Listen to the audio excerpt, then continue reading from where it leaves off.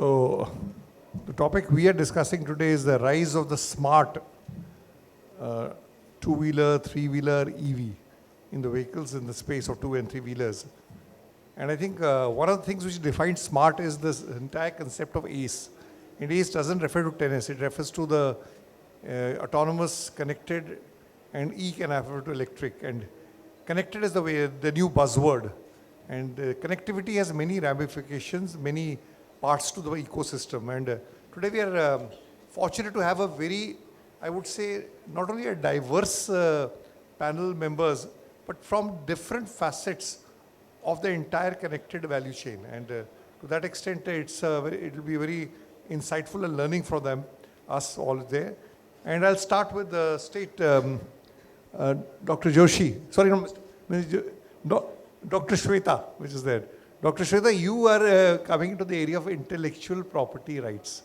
So I thought intellectual property rights were referring to how does it link back to connected vehicles? And are we in some stage in this country in the last 2 years, we have reached some level?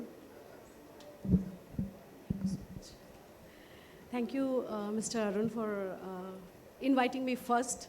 I was expecting me somewhere in middle or in the last because IP, I would say in India, has evolved in last 10 years more for the startups and corporates already using it. So when we talk about IP and into the smart vehicles where how it is rising and how it's growing, IP is the main backbone, I would say, because wherever the technology is there, intellectual property should be, which is not considered as till date, not considered the most, I would say, important part of a strategic decisions, but should be the part of the strategic decisions. And yes, in last 5 to 6 years, number of patent, number of designs have risen in the numbers like last quarter, more than 18,000 applications has been filed in patent for EV smart vehicles. And in the technologies where, to my surprising, was smart technologies. Apart from smart technologies, the batteries, either it's the sodium ions batteries which has been used, and the new material sciences are also being explored. Then to charging infrastructures, basically many of the startups, many of the big companies, including Tesla, they have new charging, fast-moving charging and ultra-fast-moving charging infrastructures, facilities has been available. And then in the field of designs, design patterns, mostly with the evolution of the AI system, infotainments, and with the complete artificial intelligence and I would say design aesthetics view, the companies like Qualcomm, Tesla, BYD, most of the companies are working with the design models also now. So Shweta, you have emphasized that it's across the board. It's not focused on particular one segment, yes. It's across the board. Yes. Right from product design, yes. development, supply chain, yes. customer interface. So it should be actually from the day of conception, whatever, either it's you are conceptualizing a design or a technology. So we'll get back to you in the next round where we need to go in this area. Yes, definitely. Mr. Gupta, President Gupta, your company's, the name is very, unique, Track and Tell. I used to remember something, Dekho aur Jano. Chakho to Jano, but this is Track and Tell. So you set up this business. I mean, it's a great journey you made coming back from USA and setting up this business and tracking of vehicles, which we are talking of. And tracking has much more ramifications. So could you take us in the last 2 years, what's happened on this journey? When we talk of tracking of vehicles, it could be commercial, it could be personal vehicles, or it could be even industrial usage. Sure. So, the last 2 years has been a phenomenal growth journey for us from a corporate point of view. I discussed our, what we have achieved in the title presentation, but in respect to the question here, in the last 2 years, there's been multiple things. One, the EV segment, which was launched about 4 or 5 years ago, people expected this is a new design vehicle, so it should have new technologies. And telematics, IoT, tracking became standard in pretty much all electric vehicles, whether it's two-wheelers, three-wheelers, four-wheelers. Now, in the past 2 years, one of the issues with IoT devices is there is a cost for the hardware And then there is a monthly, quarterly, annual cost for the SIM services, the telecom services, and the cloud subscription costs. Typically, people, when they look at a vehicle, they buy the vehicle. Let's suppose you're buying a vehicle cash down, so you make that payment, and then you only pay for fuel and maintenance in an ICE, right? And if you're buying it on an EMI, then you have the EMI payment and you have the fuel and maintenance cost. People, and if you go 5 years ago, people used to pay for a Tata Sky, satellite kind of thing where there was a monthly subscription for entertainment, and then people have switched to OTT for the entertainment side. But that switch has not happened for automotives.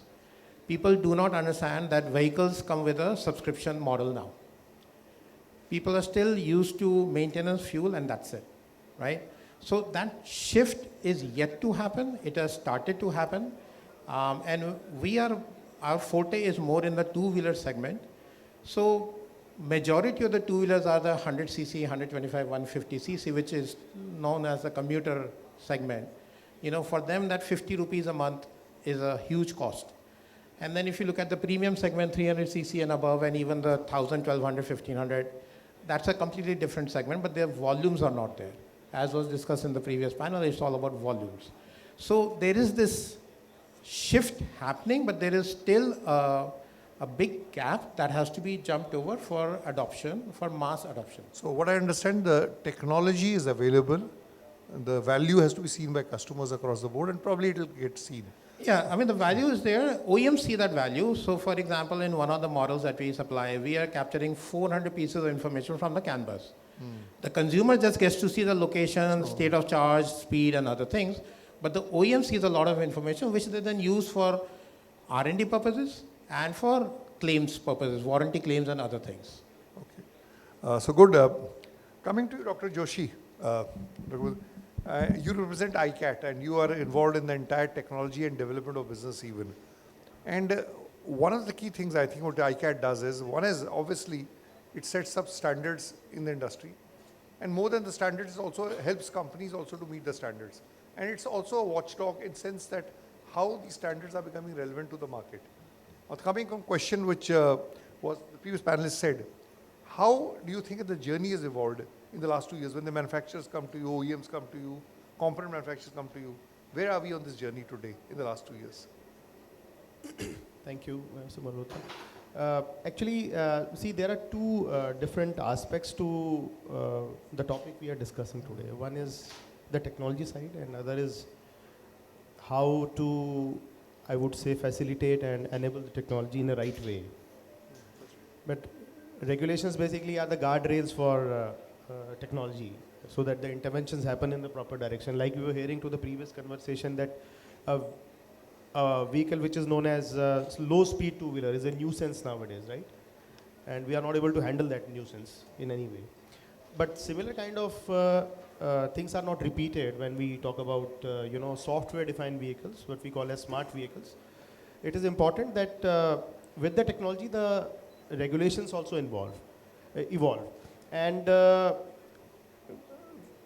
we are fortunate that we are following the European regulatory model in India, and which is evolving, I would say, with the right pace. And we have taken a good decision about 20 years back that we would like to follow the European regulatory system. Mr. Gandhi is sitting here as one of the patron who has been involved in that decision making of opting for India to follow WP29 regulations, which are European safety and technology regulations coming under UNECE. So that two very good and important regulations which are going to come very soon to control the smart technologies which are coming in two-wheelers, three-wheelers, four-wheelers, and all other vehicle segments is, one is the data security, cyber security, which we call. And the other one is the software update management system regulation, right? Because regular update of these software which are running in the smart vehicles is also a very, very important thing, right? So technology also has two sides to it. One is what we very naturally see that it has features. As a user, we use the features for the navigation, for other purposes. The other part is what the gentleman from Track Intel has just mentioned, that the side which belongs to the manufacturers and the technologies, how to beautifully use this information for diagnostics, for doing the improvements in their vehicles, right, based on the Indian road and driving patterns. So all those are also going to be important. And I was very recently reading an article. I actually, just to say that I have just finished writing a book on automotive cybersecurity. My background is also cybersecurity. So while I was reading that, so I have gone through an article which says that the CAGR of these smart two-wheeler based systems is going to be more than 35% in coming 3 years. 35%. Yeah. So that's a big thing. So that's a very, very encouraging and promising information. And So that's a and with this, I think a lot of opportunities for everyone. Great, great. So Sridhar Sharma, we thought of talking about cybersecurity. So now you have a gentleman who's sitting adjacent to you, who's writing a book on cybersecurity. So you have to be careful what you say. So the point coming to is, as an OEM manufacturer, in which cybersecurity, one thought it was only linked to somewhere else, but as an OEM, you try to incorporate cybersecurity when you develop your products, launch your products. So just give a facet, how has happened in the last 2-3 years? So, if we talk about cybersecurity from OEM perspective, if we look at how the connected ecosystem has evolved in recent years, right? So that's one thing which directly associates with how cybersecurity has kind of come into playing a role in terms of overall vehicle ecosystem. And previously, if I talk about like 10-15 years back, the vehicle used to be an isolated system, right? So, and the main protocol being used into vehicles was CAN protocol. Still, it's there, and it's being like plain text protocol. Whatever the information is there, you just plug into the vehicle network, and you'll get all the information. Now, till that particular vehicle was isolated, it was still okay. Remote attacks were not feasible. Now, as soon as we moved towards the connected ecosystem, we started fetching data from vehicle for predictive analytics. This data is fetched with the customer's consent or? Of course, with customers' consent. Acha, okay. Yeah. Right. So, in terms of and there are multiple use cases to fetch, in order to fetch the data, predictive analytics, the breakdown analysis of the vehicle, as well as service calls being recorded automatically on behalf of the customer. Right? So these are a few of the use cases, and along with that, what happens is, now once you are into the realm of connectivity, whether it's via LTE or Bluetooth or via Wi-Fi, you have moved to the remote attack scenarios. Right? So anybody sitting at a remote location can access your vehicle and manipulate the data. So first thing is stealing the information. So customer data leakage is the first, personal information leakage is the first impact of it. The second impact comes in terms of safety impact. If the So the natural safeguards have to be built in, yes, so that people who are probably trying to control or do some terrorist activity or any other activity which is there, some ulterior motives, they have to be tracked. absolutely. So that monitoring has to be there. So that's an important point. Yes. So cyber security to that extent is just not about companies' data from their production centers. It is coming to It's big coming vehicles. to or- impact the common person or the common consumer as a So, whole. Great. So now coming to Abhishek Bose, we talk of navigation, and that's a very integral part, and your company is in navigation for last 50 years internationally. That's true. So navigation can be telling a route from A to B, but I'm sure navigation is much more than that. And what has evolved in this country? There would be things in Europe and USA. As was mentioned, we are taking European standards, but in navigation, and the pull has to come from customers. There are two types of pulls, one from the regulator, one from the government, and one is a pull from the customer. So how is it progressing last 2 years? I think very rightly put, navigation is probably the most experiential part of the vehicle, right? So maps and navigation that we call. Uh, Predominantly maps, and I think the way it happens is it's the way you basically map goes through three phases: how you build it, how you kind of deploy it, and how the consumer experiences it. I think there are these three phases of map building. And if you look around, the world is changing. And which is why I say that maps is probably the most dynamic part in the vehicle as well. Because the world around you is changing, so the maps need to change, the navigation systems need to change. So in the past, what we have seen is, even in India for that matter, and even globally, a lot of the map building, map deployment and all were done with a lot of manual interventions. While there were technologies, but a huge role was being played by manually driven vehicles, people going out on the roads, and collecting data sets and stuff like that. So dynamic parts were very limited in terms of maps. Probably traffic was one of the only areas where, and that too has come in the past, probably a decade or so, that it's still dynamic content that we call. But eventually, we see the maps that will progress a lot more on the dynamic side. The maps predominantly has been very manual, has been very static, just gets you to point A to point B. But there's a lot of things happening with the whole connected tech ecosystem. We are getting a lot more data insights. We're getting a lot more information. Tell me just one slight question on this. When we talk about navigation, today one of the main modes of navigation is your cell phone. So people ask, I have a cell phone, why do I need navigation on a vehicle? I mean, that's a very basic question which that is we asked. always get, Huh? right? So why do we need navigation? I mean, every phone has a navigation, some man or the other.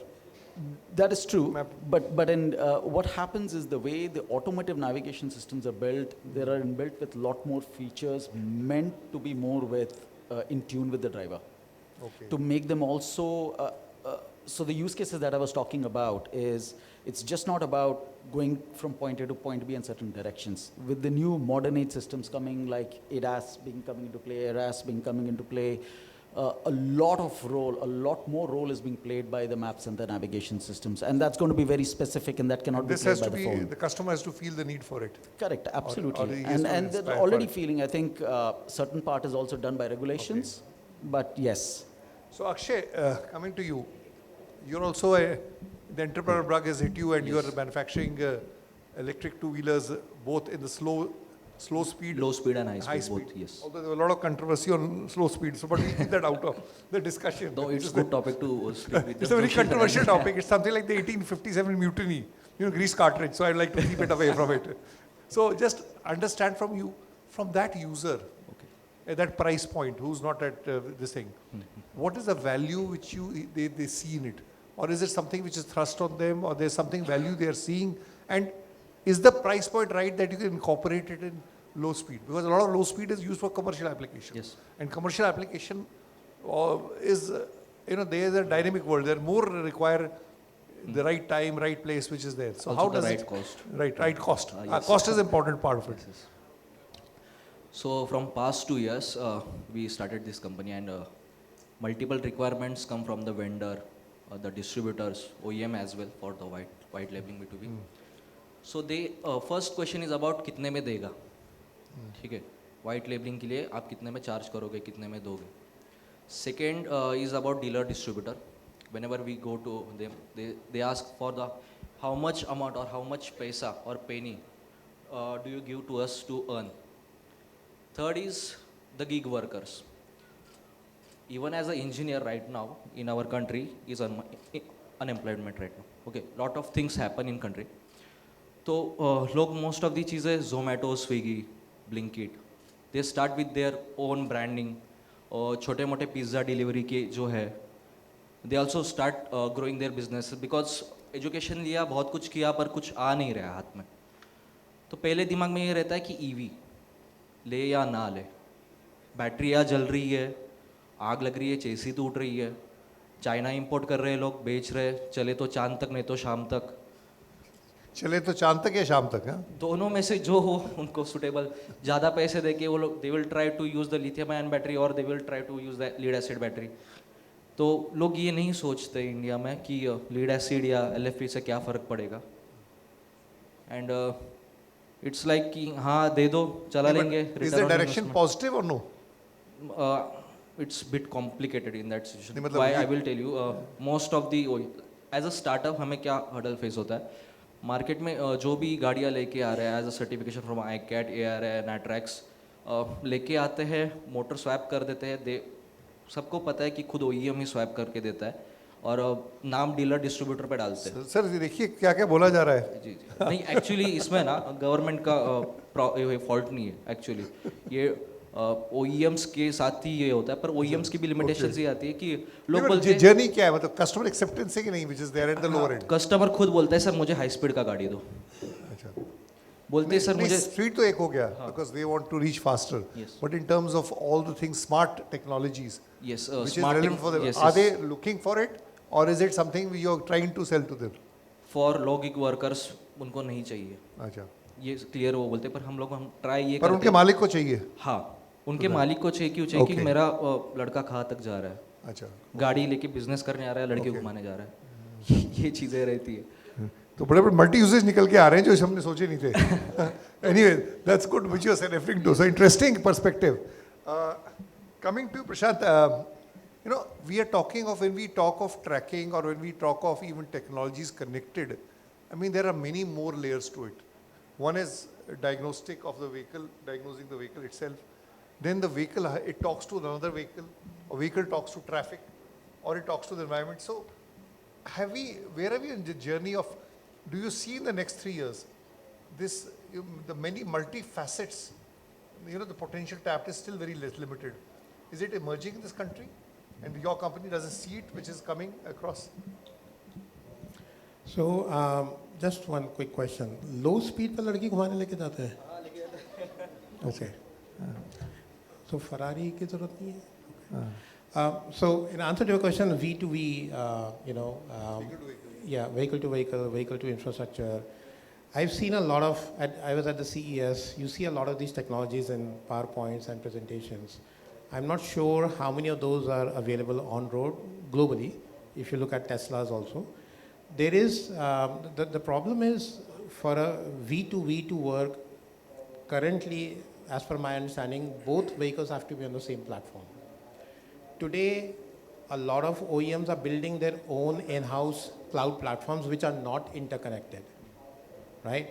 So until there is a government mandate where, for AIS 140, there was a mandate that no matter who the supplier or the hardware is, the data has to go to a central, the supplier was providing their own platform to the fleet operator, but the government had a central database in terms of, if there were any issues.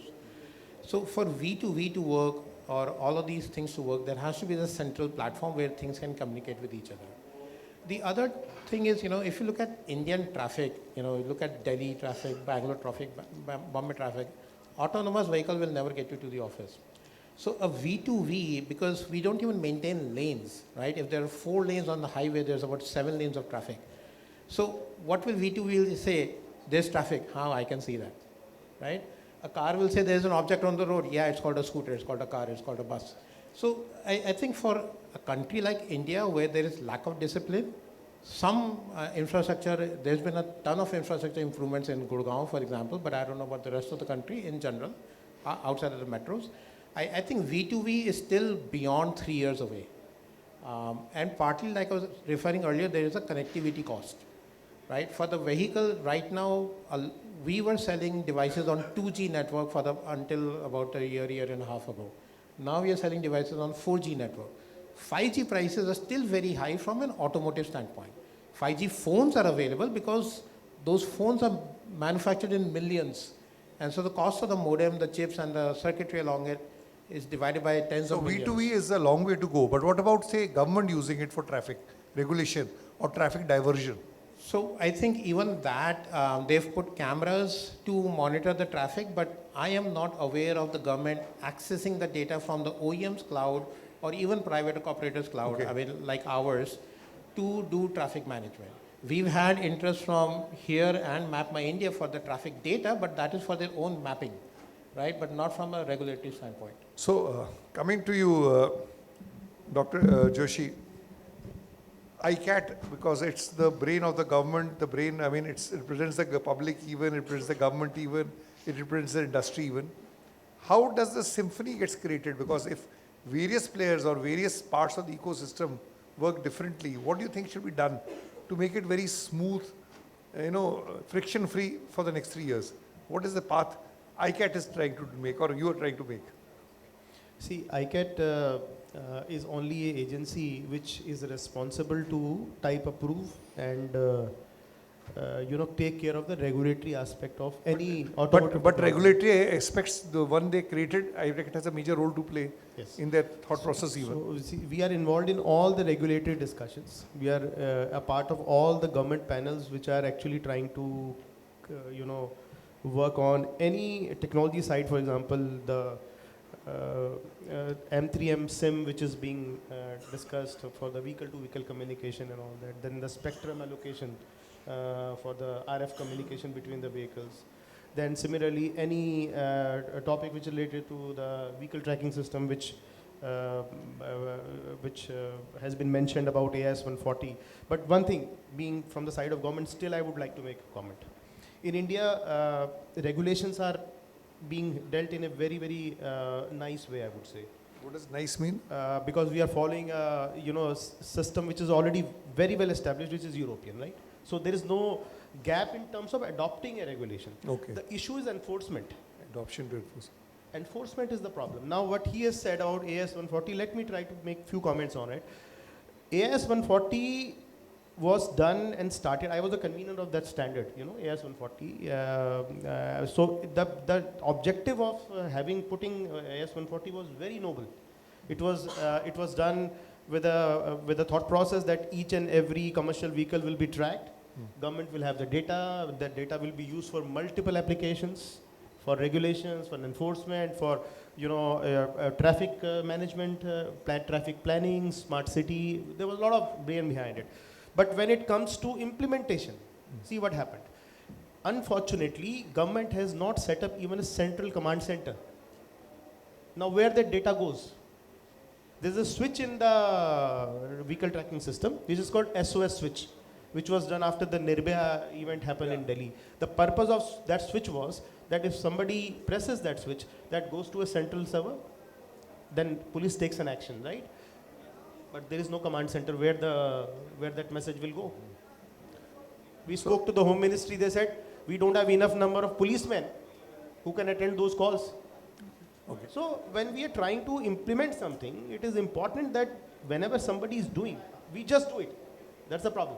So I understand from you traffic regulation and V2V, as mentioned by your friend, even is a challenge.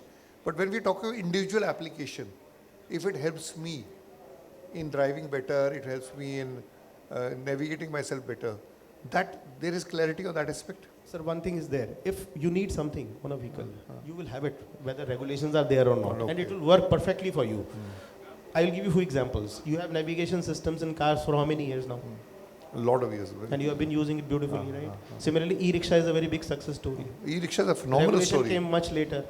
Yes, absolutely right. That was the need E-rickshaws- of that was the need of the people. It was essential for the last mile connectivity. It came and it is sustainable, right? Whereas we are struggling with electric two-wheelers, we are struggling with And three-wheelers are electric a lower cars. price point or a different profile of customers, we say. What we need will be definitely there. Okay, so customer need has to come to it. Now coming to your brand, I mean, you represent a sound, do you call yourself a premium brand or a semi-premium brand or a cult brand? So we'll associate ourselves with a kind of a cult brand Acha, as okay. well as a semi-premium brand Okay, in terms of okay. mid-market. Now wear the hat, one is the premium brand and a cult brand, but you wear the brand of a two-wheeler and definitely doesn't mean only EVs. Correct. When we talk connected, it could mean non-EVs even. So where do you see the journey coming to the next 3 years?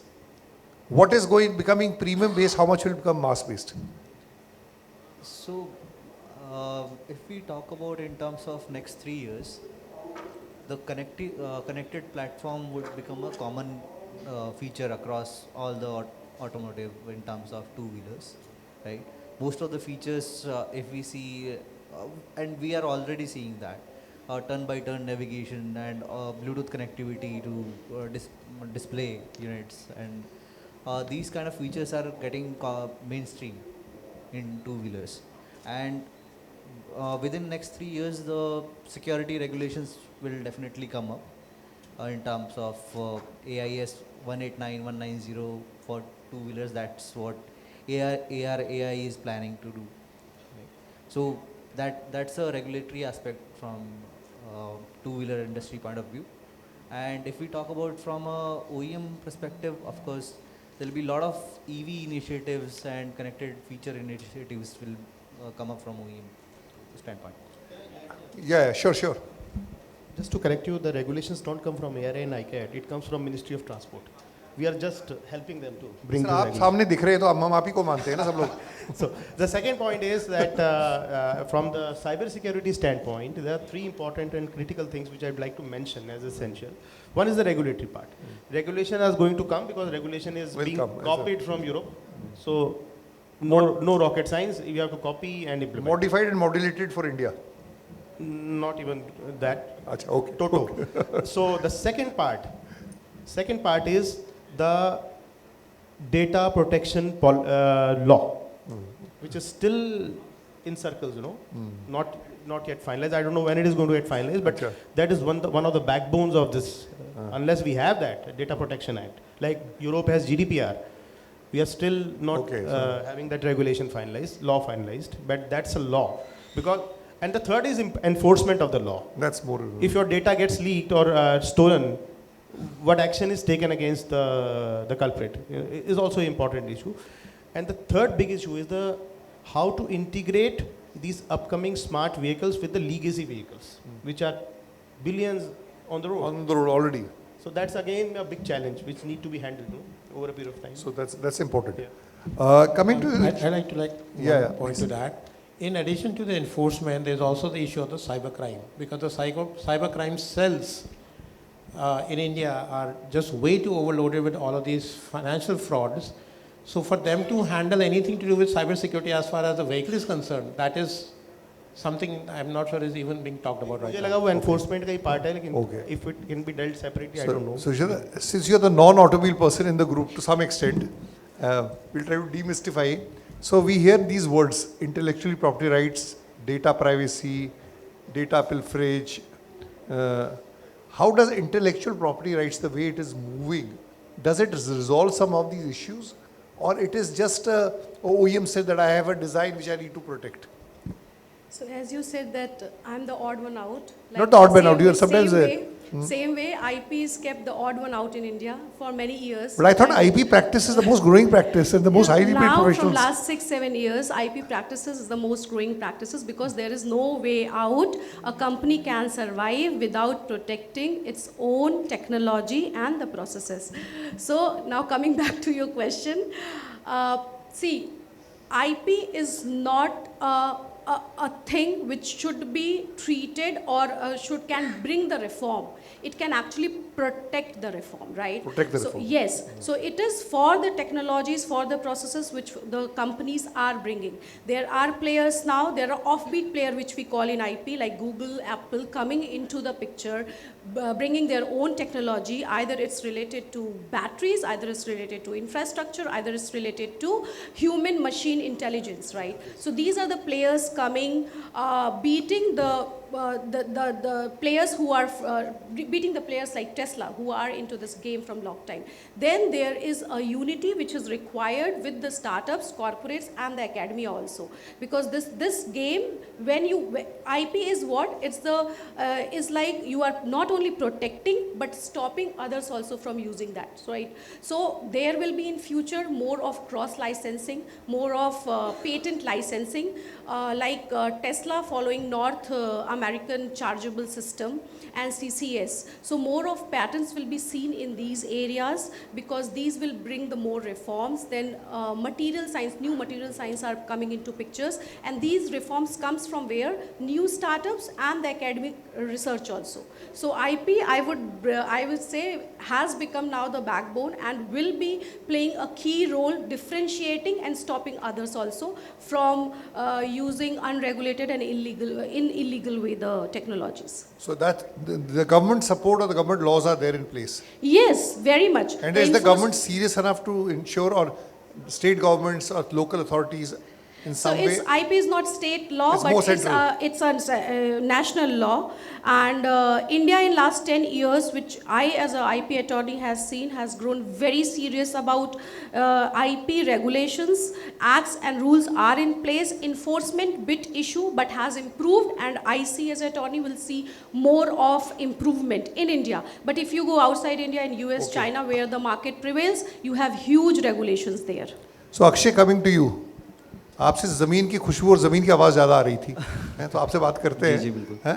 तो now look from a humble person who is, either using it for business application or a low cost point from A to B, because he's seeing an electric vehicle which actually gives him more value than a conventional IC engine vehicle in some way. So from that person's perspective, what do you think the journey is going to be next 3 years, and what is the support required from other stakeholders? Okay, so basically, yes, there is a future for IoT, AWS cloud as well. Multiple things needs to be implemented, like over-the-air update, because millions of vehicles will be on the road. The thing is concerned about the security of the OTA. There are multiple platforms, communications, like if I am going with the charger communication, it's a OCCP protocol 1.6, and there is also the secure one is 2.0.1. In a two-wheeler segment, there is a CAN communication protocol. It can be 11-bit identifier or 29-bit. But the main question is about the connectivity between your vehicle to the cloud. It goes with your MQTT protocol. And the chipset, those are given by the MediaTek or Qualcomm. They are not that much secure because of its encryption. It's a TLS or AES encryption. And they are not secure. You can crack it very much easily. There are multiple softwares, like if you go with the ThingsBoard is one of the platform for the IoT.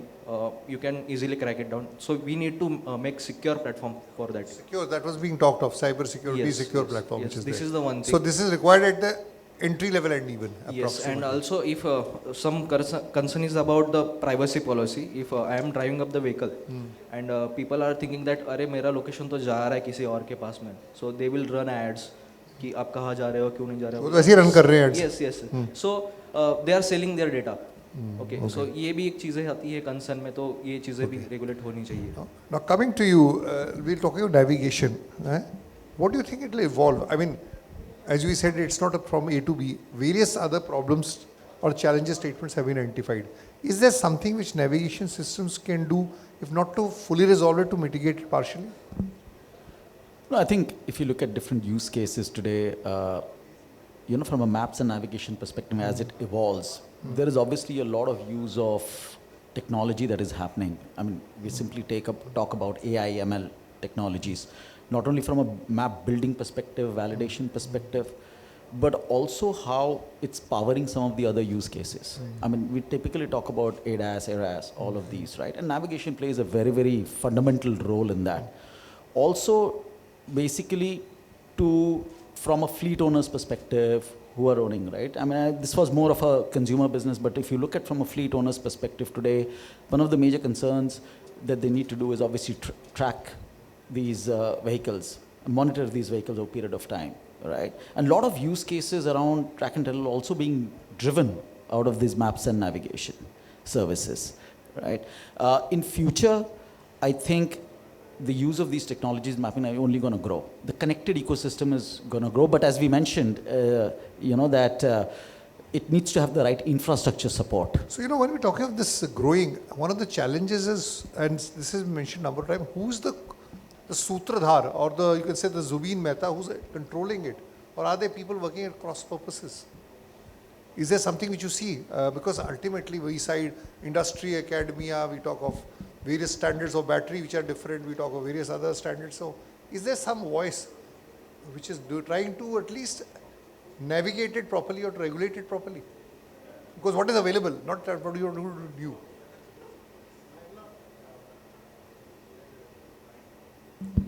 So I'm not aware of any body yet in the IoT space that is talking, so like the FADA equivalent or other bodies. I am not aware of any such bodies yet. There are forums across on the internet talking about standards, but they have not been adopted yet. I think more important than that is first we need to get our GDPR in place or the equivalent in place. It's basically a question of first data sharing and the security of the data, and then drawing inferences from that and building things on top of that. And as Dr. Joshi mentioned, AIS 140 has not delivered the promise to a certain extent, right? I mean, there are proponents of that and there are opponents, and people will argue either way. So there is, at least for the Indian perspective, the regulation is yet to be drafted and then implemented, and then the last part is the enforcement part of it, which I feel is a long way away. So you mentioned FADA. So FADA has a role to play, because it captures the government, the market, the customer, the OEM voice. It combines. So to some extent, it could become the orchestra. So are you ready to take up the responsibility? Acha, this is there. So that's at least one part. So when I was moving to the panel here, one of the organizers came to me. The previous panel has taken more time. So under the Duckworth-Lewis method, your overs are reduced. So I think, keeping that in mind, I'm coming straight to the final round. So Duckworth-Lewis method, overs are reduced. So we have to score at a faster rate. Huh? So my questions will be a rapid fire round. So each one will get a question, and it'll be a short, crisp question and a crisp answer. I don't know, the question is crisp, the answer has to be crisp. So who's holding his hand up for the crisp question? Who's the person who's starting out? Okay, the answer has to be very crisp. So the question is, there are two parts to it. What is industry not doing for smart vehicles which should start doing? That is one. And what is government doing wrong which should stop doing? Okay, the industry should make vehicles which are required for the people, not by their own mindset. They should know what is the voice of the customer. Okay, so that's it. And from the government side, the government should focus on enforcement. There are enough laws, Achha. but the problem is enforcement. Okay, good. So give him a big hand. So we will have a gift hamper for the best answers. I don't know, our organizers are arranging whoever gives the best answer. Shweta, do you? You deal with manufacturers. What are things which manufacturers, as far as IP is concerned, they should start doing, they are not doing? And what are things which IP companies or IP organizations, how do they simplify what are they not doing which they should start doing? So the manufacturer should actually focus on the new tech, not re-engineer the wheel. And as a IP company, we should not only focus on filing more and more number, but a justifiable technologies which is actually to be filed. But that your business will go down then? I do the quality. Okay, okay, fine. So I think I measured by number of claps who will get the gift hamper. So I don't know, somebody measuring the decibel level of the claps, which is there. Which is there. Next question to Abhishek. Abhishek, navigation, what are things which you would like companies to do jointly, which will get the full benefit of the navigation to customers? And what are things which the navigation industry has not done, they should start doing, which will help this? I think one of the areas as an industry as a whole, I think we need to collaborate more. I think collaboration is very important with any data set that we need to do, and was pointed out as well earlier. I think that's the key to make it better. Collaborate between whom all? So collaborate as an industry, as with OEMs, with others, because there is a lot of data sets being generated, but I don't think they're being used. Okay. Right? So, and there is no common platform to use it. And that's the collaboration that we need.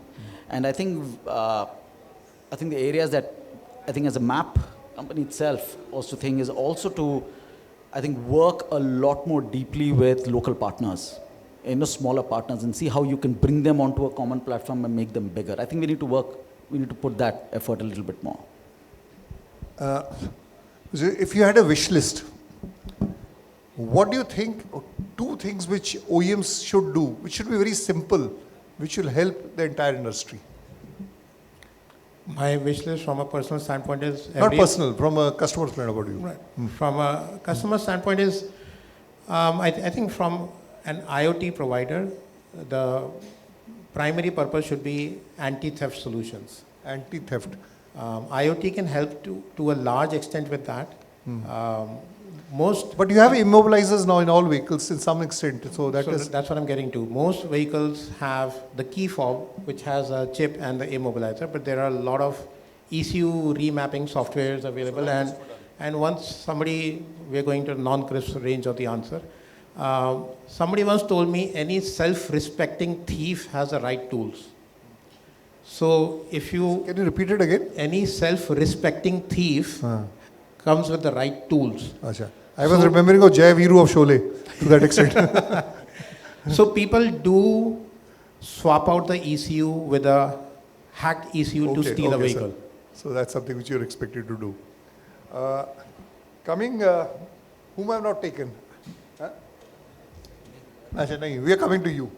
Now, one thing, there is already a loud voice that the low-end two-wheelers, should it be existing or not?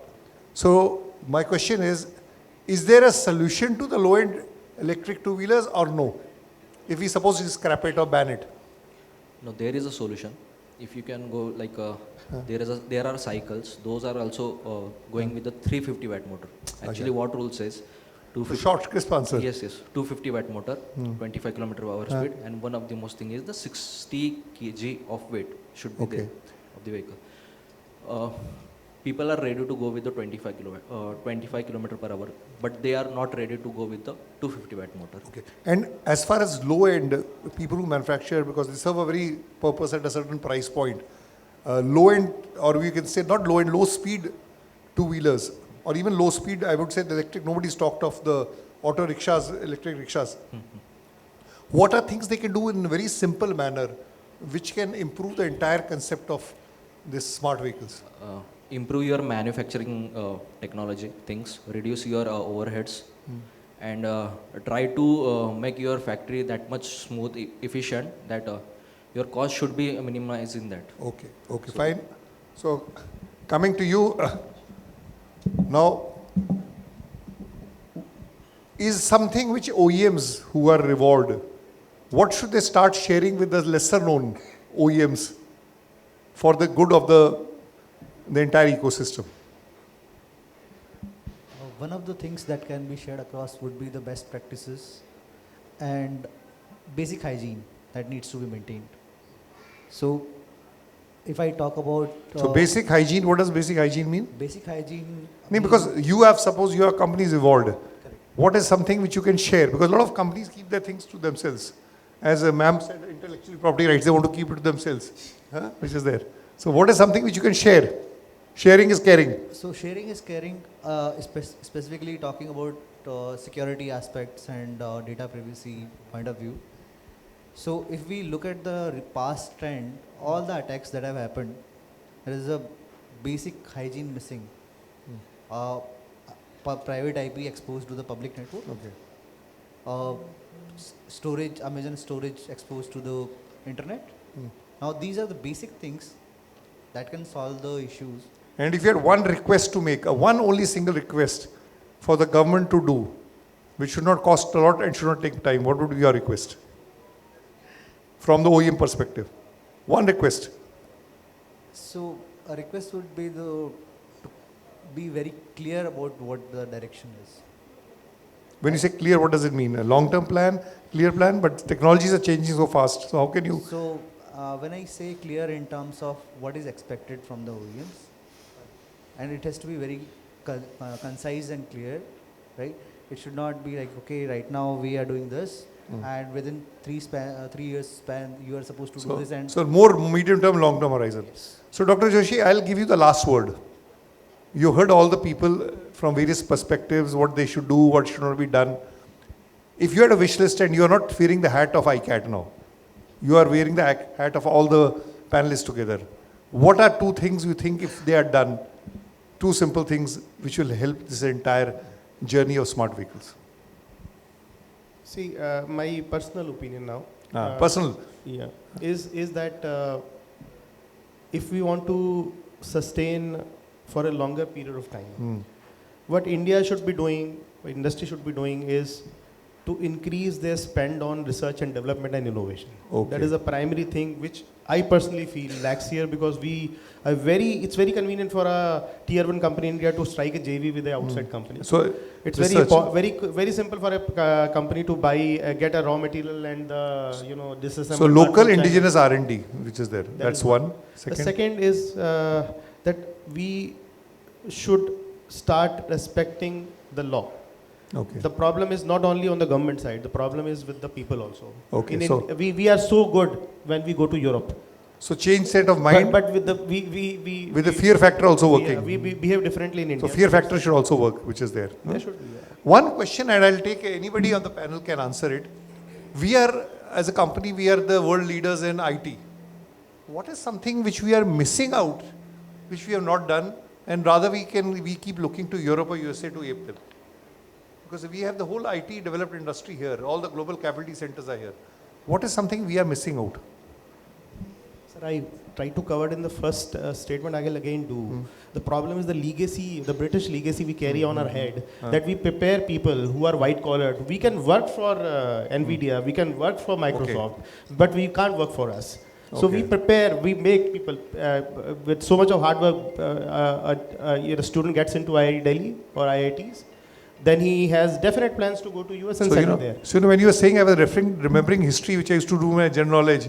1833 Macular system of education was to produce an army of clerks for the British Empire.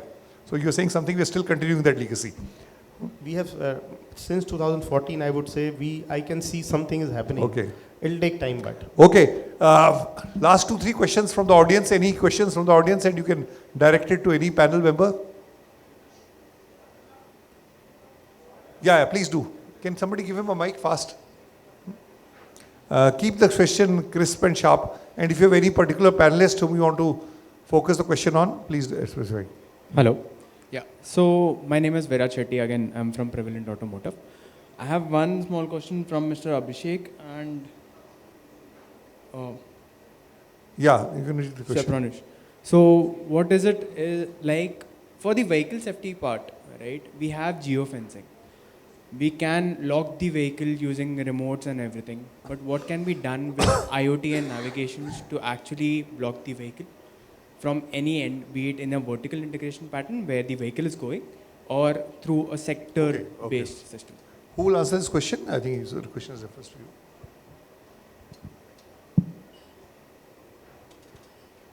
So you want to lock the vehicle so it cannot move? Is that the question? So I personally don't think there is anything that, from a theft perspective, you can protect anything from theft, right? If you look at the James Bond movies, you can always airlift, you can bring a helicopter, you can drag the vehicle onto a truck, flatbed, or a enclosed. So even if you have an IoT device, right, and you put it in a full container truck, that metal will block the GPS, right? So your IoT device will still be transmitting, but it will show the location where the vehicle was loaded onto the truck, and the truck could be thousands of kilometers or miles away, right? So in answer to your question, nothing can be done. Now, the only thing is, how many people are serious enough to steal your vehicle, right? So if you know there is a gold bars in the fuel tank instead of petrol, your vehicle is gone no matter what. Okay. You can put 10,000 IoT devices in there. So IoT is not the final solution. Any other question? Any last question somebody has? So there are no more question. There's one question. I think there's somebody's. Yeah, please do. Hi, I'm Devaraj. I'm from Nippon Audiotronics. Sir, I mean, rather than a question, like, I mean, it's a kind of a brainstorming. I mean, Mr. Oh my God. You can take the question. I mean, we will. No, Mr. ICAT, maybe. I'm sorry. Mr. ICAT. अच्छा, आपका नाम Mr. ICAT है. चलिए, चलिए, Mr. Mr. ICAT. Joshi. Mr. Joshi. I'm sorry. अच्छा, okay. I mean, during his speech, I mean, he made a lot of sense. Like, I mean, implementing. I hope you're not creating- implying others didn't make sense. No, I mean, he made a lot of sense. Like, I mean, bringing in a technology or implementing it, I mean, it is halfway through in India. It's always like that. I mean, there is no end, or there is no connectivity So in what's terms the question? Can you come to the question? Yeah, I'll come there. So government, I mean, doesn't really keen in putting an end to all these things like kind of technology connectivity to the server or anything. For example, he excellently put up a point that the SOS button in any. So, I get your question.